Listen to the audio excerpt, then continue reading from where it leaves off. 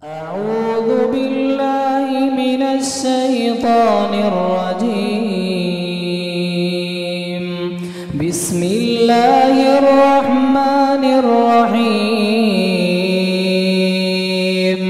ما ننسخ من آية أو ننسها نأت بخير منها أو مثلها. ألم تعلم أن الله على كل شيء قدير؟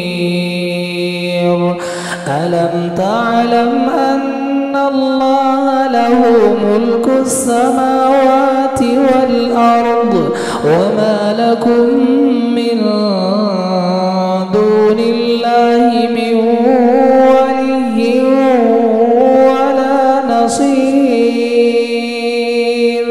أم تريدون أن تسألوا رسولكم كما سئل موسى من قبل؟ ومن يتبدل الكفر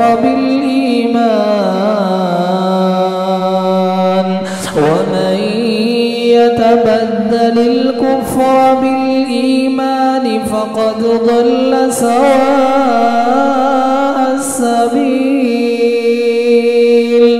ود كثير من أهل الكتاب لو يردونكم من بعد إيمانكم كفارا حسدا من عند أنفسهم من بعد ما تبين لهم الحق فاعفوا واصفحوا حتى يأتي الله بأمره إن الله على كل شيء قدير. وأقيموا الصلاة وآتوا الزكاة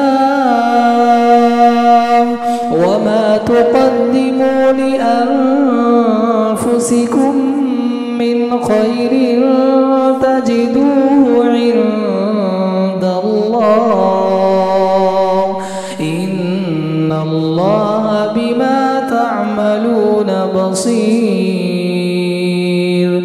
وقالوا لن يدخل الجنة إلا من كان هودا أو نصارى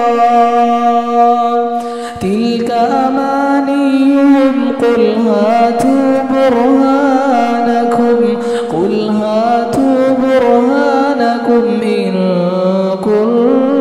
كنتم صادقين.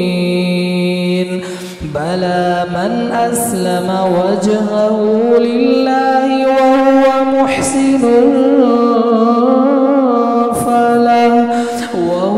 محسن فله أجره عند ربه ولا خوف عليهم ولا هم يحزنون. جمال الوجود بذكر الإله